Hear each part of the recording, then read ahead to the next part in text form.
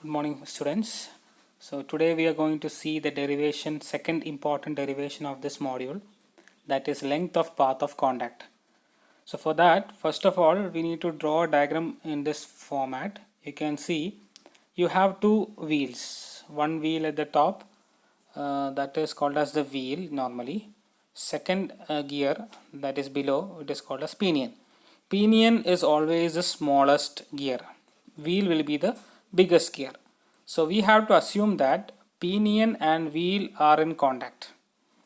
So when pinion and wheel are in contact, when the two teeth, the teeth of the pinion as well as teeth of the wheel comes in contact, the both teeth comes and start contacting at one point, one single point.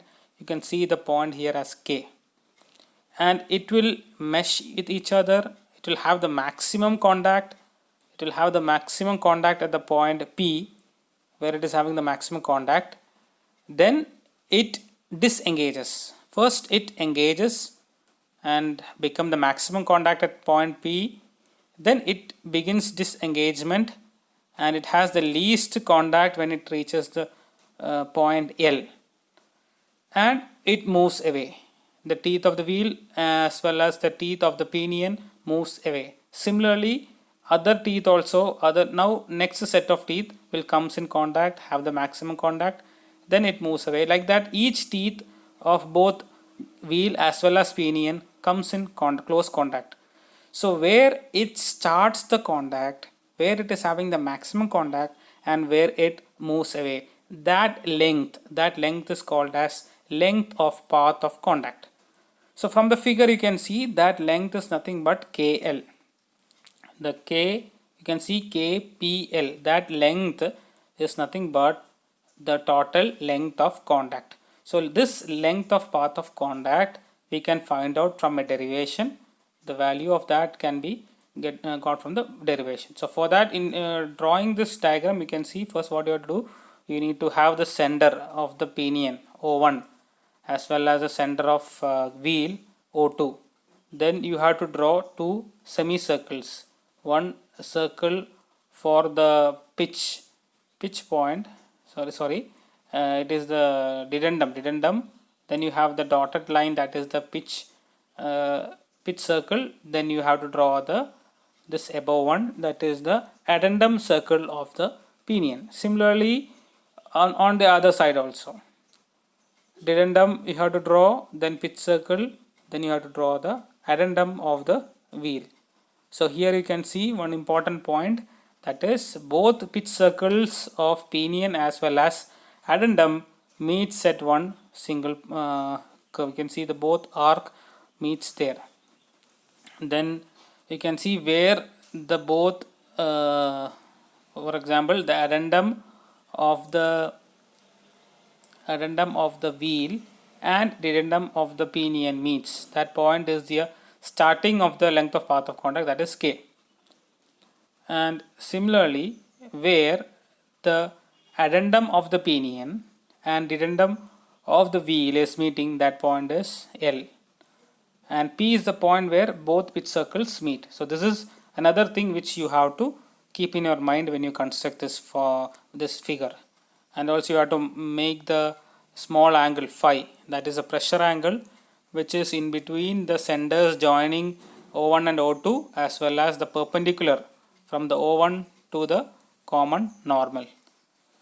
That angle between the two is phi, and the radius, small radius of the pitch circle radius of pinion we will denote as small r, and similarly on the above, the pitch circle radius for wheel will be taken as r, capital R. All the quantities for pinion will be taken in small, all the quantities for wheel will be taken in capital letter.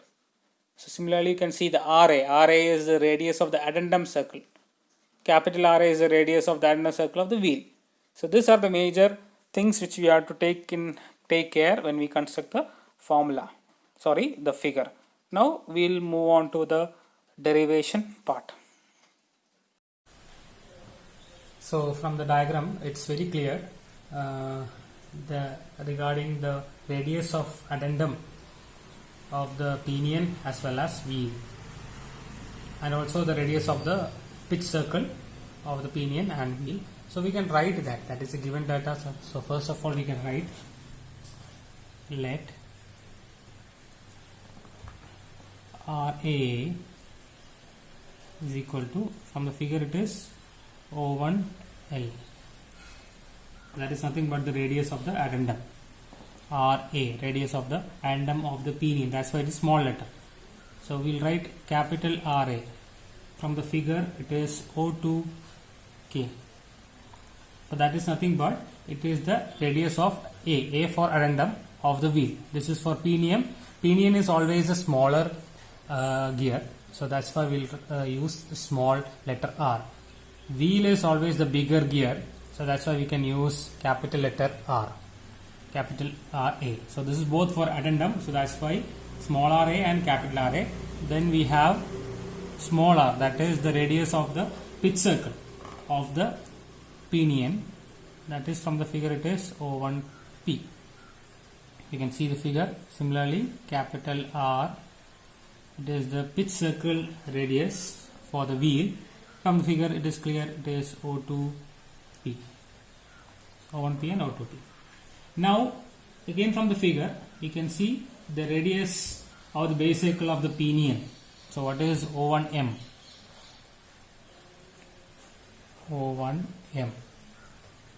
So O1M is equal to, so you can take, since that is a right angle triangle, in that triangle you can see what is O1M.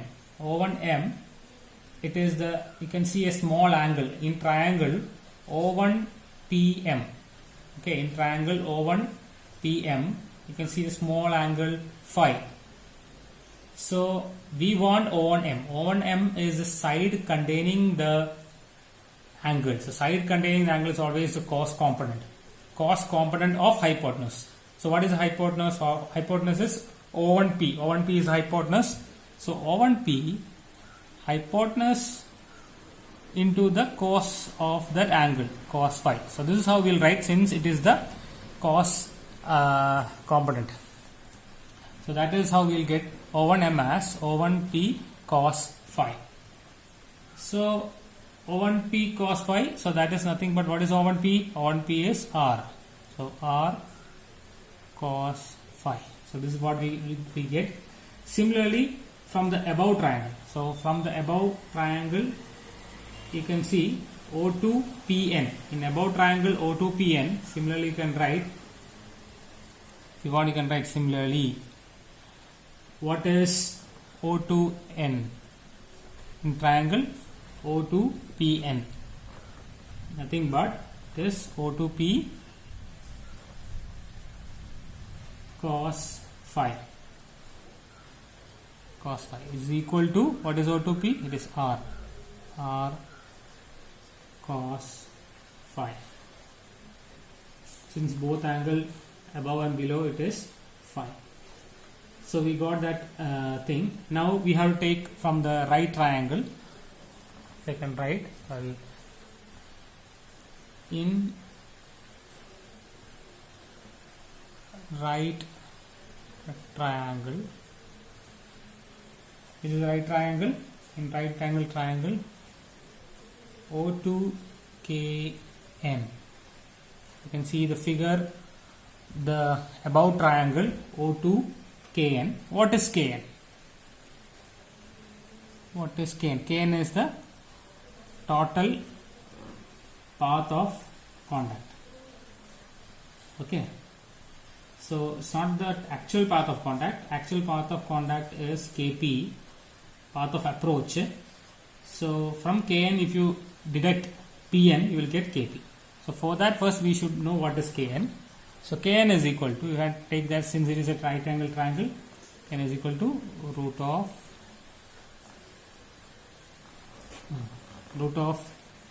O2K square minus O2N square, which is equal to, what is O2K? O2K we know that is RA O to n, it is, yeah, O to n here we have, it is r cos phi. So we can write directly, substitute directly, is equal to root of,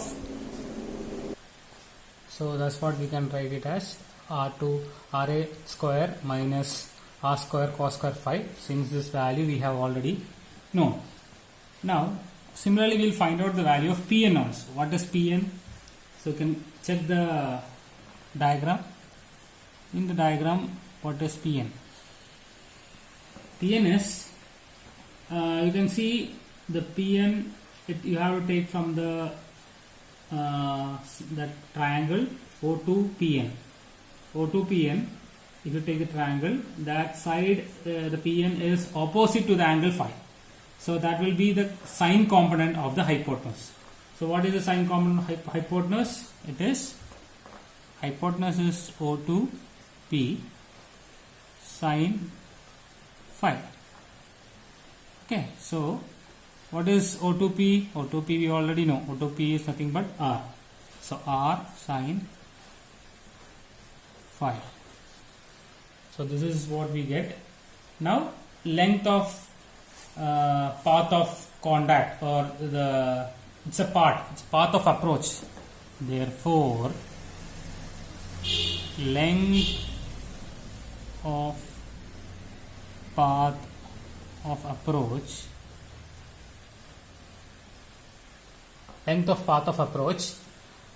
what is the length of path of approach? It is Kp. Kp is equal to, Kp you can see in the figure, it is the full Kn minus Pn.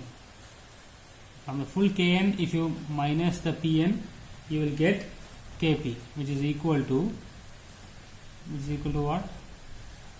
So write the root of, what is Kn? Kn we already know, that is Ra square minus r square cos square phi minus the Pn. Pn we already have here, minus r sine phi.